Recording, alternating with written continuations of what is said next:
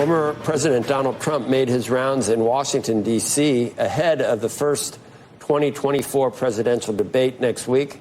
The former president talked about various policies that he thinks would help the economy, including replacing the federal income tax with an all-tariff policy. Joining us now, Florida Republican Congressman Byron Donalds, who met with the former president. That is kind of a long shot, don't you think, Congressman?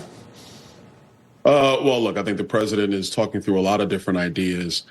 People need to always remember his entire focus is on making sure that lives for all Americans flourishes once again. Consumers are struggling really at historic rates when you look at the Biden inflation, which is crippling families. So he's looking at all different ideas and really trying to take their measure. Still a long way to go, but it demonstrates that he's thinking clearly and deeply about what's troubling Americans and not just being caught in the same trap of Washington, D.C. And we've been through this before. Tax Cut and Jobs Act was something that the Washington establishment did not like. It actually turned out it was actually great tax policy for the American people, and the federal government has raised record revenue as a result. Like so many things, Congressman, it's almost a Rorschach test because Democrats say the thing we definitely need to do is let all those things expire this next time because it only benefited the wealthy. It blew out the deficit. Nothing good came of what happened in that the tax cuts of 2017. What is a normal, American that pays some attention to these things, but where do you get the actual data that allows you to make an informed decision on something like that? Because it's I'm not going to say polar opposite because I don't need to say it's redundant, but you have opposite takes. You have alternate facts on what the effects of those tax cuts were. Well, I mean, look, my Democratic colleagues, they've never liked tax cuts because their view is that when you centralize more funds into the federal treasury, things work better. I think that's personally insane, but that's what they think. The reality has been that Art Laffer was proven correct by TCJA, or what we call the Trump tax cuts, because marginal rates were lowered. The corporate tax rate was lowered. You had more economic output coming in our country, in our economy, and the federal treasury took in a record percentage of that increased economic growth. So if you just look at the basic statistics that come from the Bureau of Labor Statistics about economic growth, if you go to the treasury and ask them what percentage of revenue are you getting from the economy, we were getting record 20% of an increased economy under Donald Trump's tax policy. As far as I'm concerned, that's basic math. That is a winning strategy for America. So the Democrats were proven completely wrong, which is why they've mostly been quiet about the Trump tax policy until very recently, because now we have a presidential election. They want to play politics, of course. Do you have a sort of a prognosis for what we see in 10 days at the debate, Congressman? Well, I think what you're going to see is a very contrasting view of the current state of America. I mean, look, surprise, surprise, they're going to disagree about the current state. But I think what you're going to see from President Trump is he is going to go through his plans, how they impacted America, and Joe Biden's reversal of so many of his strategies, his plans for America, and what that's done to our country.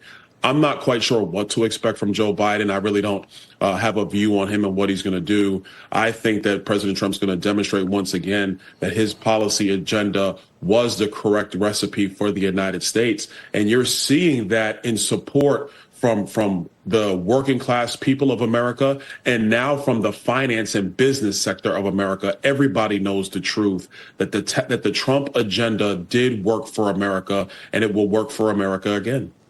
I don't know. Both sides are going to, get down in the dirt. I see it happening already. That President Biden is getting a lot of advice to go even harder on January 6th, and I guess the makeup of the Supreme Court. So some of the recent decisions, bump stocks. I don't know what you think about that. What should Republicans do? I was saying earlier that you have to probably, as a Democrat, you have to acknowledge that there's a chance that Kamala Harris would eventually ascend to the presidency, don't you? I mean, They say don't believe your eyes, but is that what Republicans should be focusing on? I mean, that's a real possibility that will be the outcome eventually. I think it is a possibility, but at the end of the day, the Democrat agenda remains the same. Whether it's Joe Biden, who I believe is going to be their nominee, he's going to be on the top of the ticket. He's running for president. Kamala Harris or anybody else, the policies will not change. Let's take example of banking regulatory policy in the United States. The Democrats right now are heavily pushing for increased capital requirements on the banking system. Well, listen, the large banks will probably be fine. They'll get through that. You know, if you talk to them privately, they don't understand why we're even doing this, but they'll probably be okay. Who really struggles? Community banking will continue to fall off in the United States. Your regional banks will struggle under this type of capital raising regime. So when you do this type of policy, who really struggles in the end? It is your mom and pop small business trying to find capital to either keep their business afloat or to grow their business in a reasonable way. You couple that with this massive inflation, which every Democrat voted for, every Democrat supported when they did the American Rescue Plan, the Inflation Reduction Act. All that was massive spending our economy simply did not need. It created a labor shortage, which created a massive inflation in our economy, and the American consumer has not recovered. So like I said, whether it's Joe Biden, Kamala Harris, Bernie Sanders, Elizabeth Warren, Gavin Newsom, it doesn't matter. They are going to follow the same terrible economic agenda, which may be great if you're in Silicon Valley, but it is not good for the average American. Yeah, I didn't mean that they'd replace the president on the ticket. I just think 5 years is just a long time, Congressman, and I don't know. I don't see how it improves. Did you fill out some type of due diligence to be the VP? And if not, who's your top pick for former President Trump's vice president? Well, I mean, look, when it comes to what's going on with the vice presidency, I don't get into that. I'm not going to share what goes on with the Trump organization, the Trump campaign. They're going to make that decision. Look, I think that the president's going to make a very good decision. Look, I know I'm on that list. There are a lot of my colleagues on that list. We're all very capable, but at the end of the day, Donald Trump's going to make that decision. I'm going to support it and get ready to go win back the White House this November. Okay, Congressman Donald, it's good to have you on, as always. And 140 days, we'll see you again. We're going to make this, right? We're going to get through this together? We're going to be okay? We're Americans. We get through everything, including the worst presidency we've ever seen. Okay. Okay. Good final thought. Thank you.